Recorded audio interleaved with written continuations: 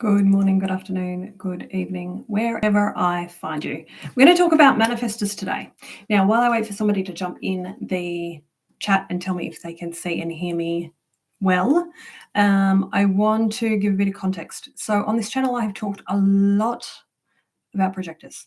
And one of the things that has become very, very obvious to me is that not only do projectors need to better understand all of the other types, because we're here to teach and support and empower and guide all of the other types as well.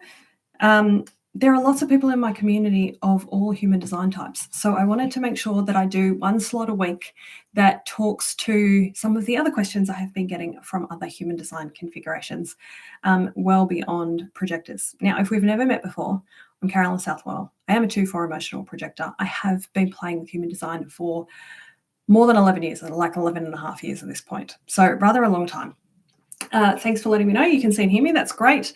And on this channel, this is very much about helping you know yourself and love who you are.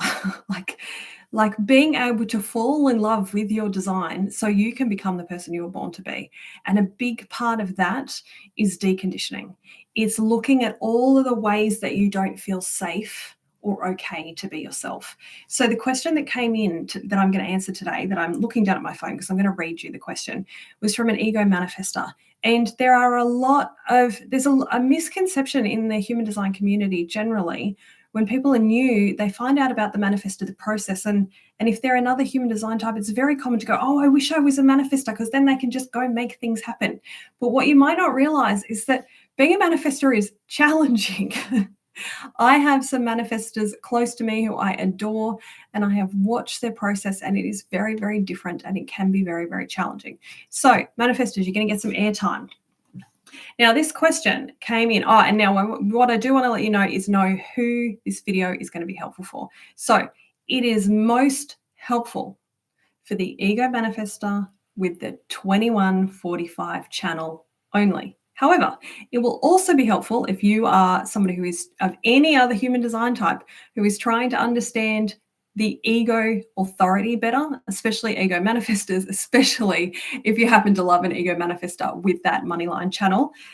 But also, if you are an ego projector, this will give you some clues, because I'm going to talk a lot about the ego center, also known as the heart wheel or ego center, the tiny little triangle down on that sort of chest area, that if you have it defined, traditionally it will be colored in red.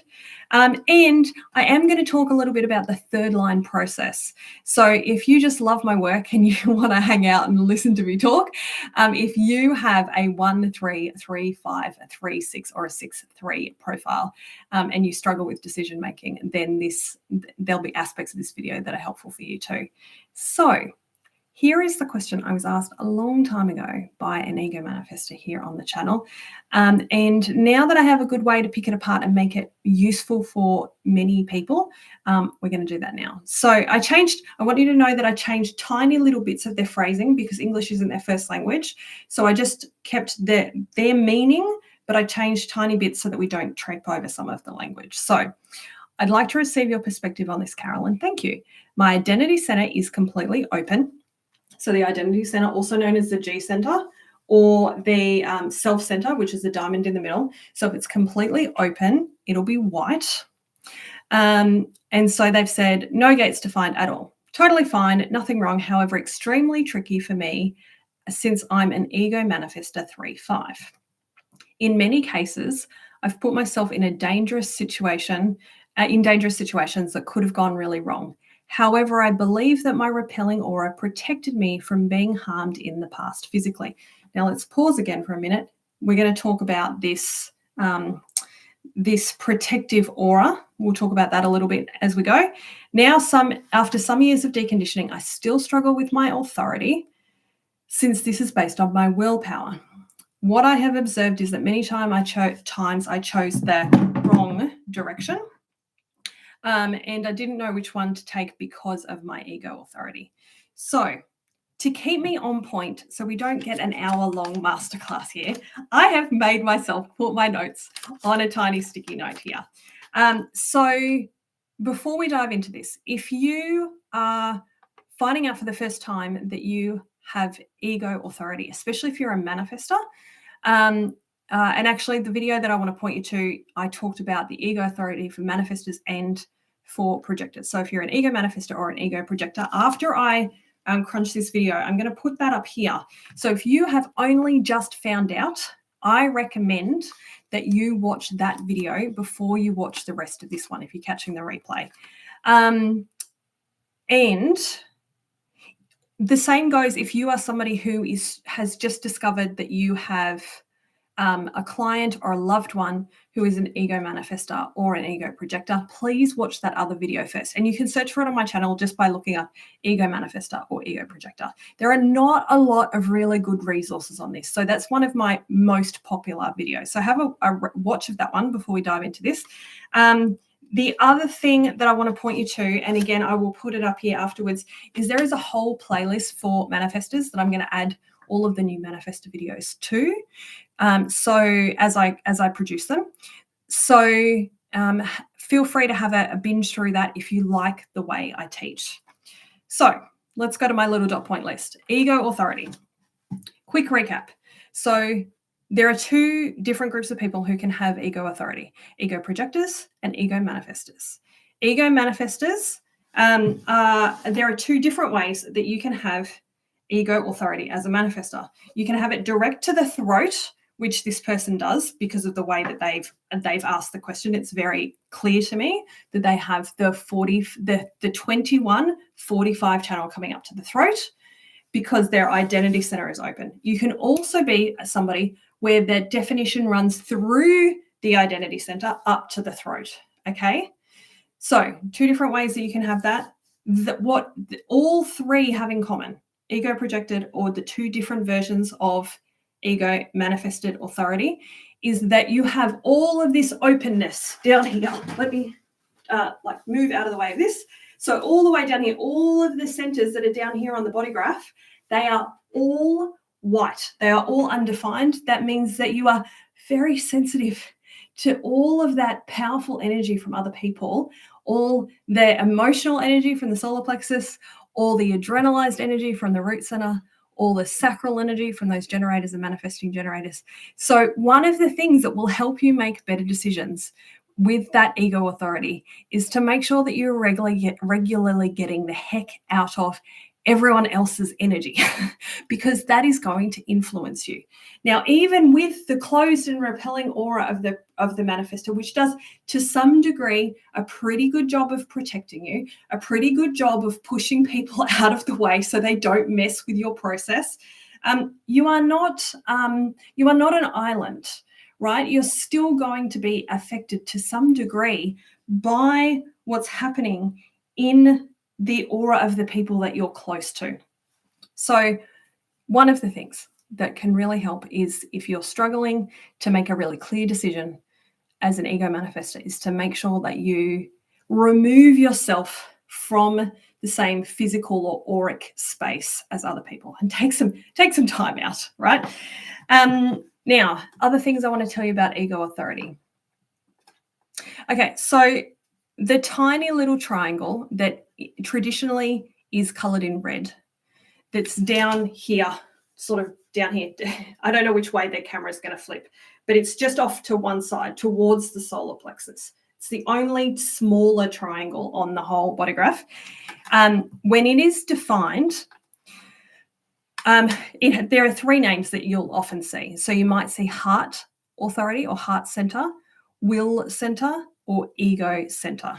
Now, the inner authority is most well known by the name ego, so ego manifestor.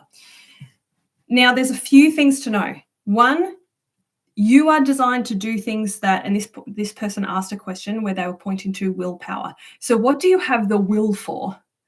What will you do? What will you not do, right? These are things that can point you towards whatever your truth is. Your truth is to do what you have the will to do. Now, if you're really adrenally burnt out, you might not have much energy to do much at all.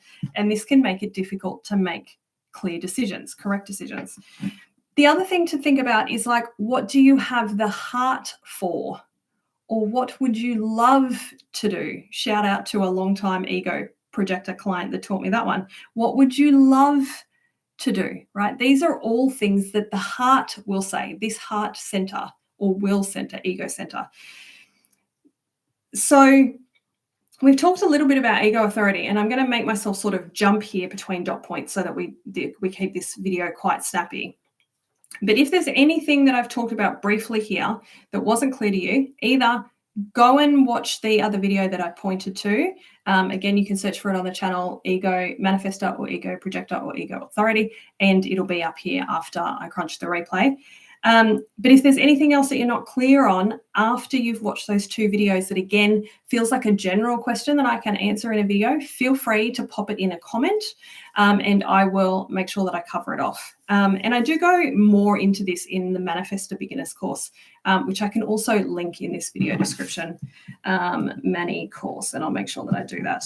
Okay, so I also want to speak to the Manifestor aura. So traditionally, it's taught that the Manifestor aura is closed and repelling. And depending on how you feel about those words, that can feel like obvious, or it can feel even triggering, like, oh, I repel people. And I've had Manifestor clients who felt very hurt by that language of feeling like they are repelling people. I want to reinforce this is not about you being repulsive or you being a person who repels people as your personality. You are lovable. You are wonderful. You are not here to be in relationship with everyone.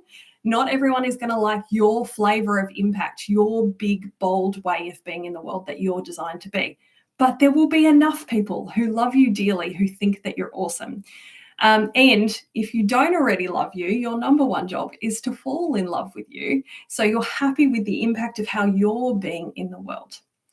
So let's come back to the Manifestor aura. It is repelling, like I get this vision of Moses parting the Red Sea. Now, excuse the biblical references. I'm not religious, but that's the vision I get of like something that parts the way, right? So a mechanism for breaking the ice, breaking things apart. And that's specifically for breaking obstacles, for pushing obstacles out of the way. That's what your Manifestor aura is designed to do, because we need you collectively. We need you as a manifestor to push the faff and the stuff out of the way so you can start the process of whatever the thing is that you're here to create or birth or do, that is correct for you, that is honoring of what's inside of you. So then the rest of us can come in and play our respective parts. Okay. So hopefully that's clearer. Again, if you have any questions specifically on the Manifestor aura, that you're like, I don't get it, can give me some more examples, then ask it in a comment. Let's move on to the third line. So this person has said that they're a 3-5 ego manifestor. And the biggest part of their question is like, feeling like they're making the wrong decisions and feeling perhaps scared or afraid of being hurt, or maybe wasting time of like, how do I make sure that I'm making the right decisions? Now, if we look at that in the context of the third line, I have about a third of my entire design are third lines. So I have a really embodied experience of what this is like. We're supposed to fuck things up. That's how we learn, right? So if you have a 3 in your profile, like this person who asked the question, or like me, you just have a preponderance of 3s across your whole design, then we work out what is the right way, what is the right direction, what is the right decision by sometimes taking some wrong turns. Now, what I have found is that the sooner I can work out that, whoop, that isn't the right way, whoop, that isn't the right way, and course correct, the less damage that is done, right? The less painful it is. So the more peaceful you can get with your third line process and go, I'm not doing it wrong. I just have figured out a way that doesn't work. I've just figured out this wasn't the right path for me. This isn't it. Next. This isn't it. Next. And just keep course correcting. The more peaceful you can feel about that process and not shame yourself or make yourself wrong or feel bad about it, the easier it will be to navigate that third line process. And there's nothing wrong with the third line process. It's just messy. That's all it is. It's just messy. So again, hopefully that was helpful. Again, if you have more questions about the third line, I welcome them in a comment. Make sure that you keep them really general, because as soon as we have a question that's like this in-depth with this many identifiers of a chart, it makes it really difficult to make a video that is good general use for the community. So probably won't do one that's this specific again. So come in with your general questions if you feel like there's something that I can answer that hasn't already been answered on the channel. And do have a good look through the channel to see if there's something that I have that you want to learn about that I've already talked about, because there's hundreds of videos on here. Now, the Open Identity Center. So if the diamond in the channel, the diamond in the middle of your chart is white, whether it is completely open, like this person has said, or it's undefined, like for example, I have one hanging gate, the 46 off the bottom of the identity center. If it is white, open or undefined, it means that you can have a real challenge with getting the right sense of direction. And direction is one of the terms that this person used in their question. So what it feels like when we have this configuration is that we get pulled by everyone else's great friggin' correct. We can really feel when somebody is going the right direction for them, and it can feel really magnetic, and we can get drawn into that. This is why inner authority and understanding your own inner authority so deeply and so well is so important, because when you get pulled in all these different directions, if you have, like this person does, an undefined or an open identity center, your center for direction, in this case, there's a couple of other things that happen there, but let's just talk about direction. Then if in doubt, you need to come back to your inner authority. Okay, it's as simple as that. Now, simple, but not easy. So this person who talked about, I've done some deconditioning and I'm still struggling with this process. For you to make a really clear decision with ego authority, whichever version you are as an ego manifestor, whether it goes direct up to the throat or through the identity center, or you're an ego projector. If you have ego authority, and one more little piece, if you happen to be somebody who is listening who has a different inner authority or a different design, this applies to potentially anyone except a reflector, because you don't have your identity center defined ever, except through the transits, perhaps a flavor of it. If you're somebody who has this ego center defined, then it's still important for you to check in with what you want. Now, you'll have to layer it in with the other things that are going on in your chart. But here's the thing, and this is why I talk about deconditioning so much, is you have to feel safe to want what you want. You have to feel safe to know what you want, to speak what you want, I was going to say ask for what you want, and to some degree that's still true as a manifestor, but mostly it's to inform people of what you want, to declare to people what you want and what you will do. And if you've had an experience as a manifestor child of being manipulated, controlled, blocked, stopped from doing what you want, then your nervous system has been wired to go, that's not safe, I'm going to stay the heck away from that. And this is what we're working with as adults. We have to rewire the nervous system so that you feel safe to honor what you want. Because as an ego authority, this is your guiding light. Forget about all of the other things you've heard about decision-making from various other experts on decision-making. You have to be able to feel clear on what you want, safe on what you want, know what you want, speak what you want, because that's how you make sure that you go the right direction, you make the right decisions, you continue to avoid harmful situations, and you move into situations that would bring you so much peace and joy and abundance and love and all of the things that you could possibly want. So from here, what I want to say is, if you have been deconditioning, there is a good chance that you just need either a different tool or you need a way to make your deconditioning process more effective. Now, here with me, I teach trauma-informed tapping, which is a safe, gentle, deep, effective way to make sure you can do your deconditioning. Now, as a projector, I don't want days and days and days worth. I don't want a full coaching calendar where I have to do all the tapping with you, because my sacral is just not built for that, right? So what I do instead is I empower you and I teach you how you can do it yourself, which is perfect for manifestors, because most of the time you guys don't want hand holding. You just want someone. This is the experience I've had with my manifestor clients. You guys just want to be seen and loved and accepted for who you are, and you want somebody to hand you the puzzle piece you've been freaking looking so hard for, so that you can go and take it and run and do it on your own, right? So that's what I'm going to do in 2 different ways. So I'm going to put a link in the video description to jump on the email newsletter list. This is the first place that I will inform the community when I start running group classes for the very first time. I'm going to take the trauma-informed tapping process I have been teaching one-on-one clients, that is the culmination of everything I've learned about tapping in the last decade, 10 and a half plus years. And I'm going to start teaching it to groups. But the only place that I'm going to promote it in the beginning is in the email list.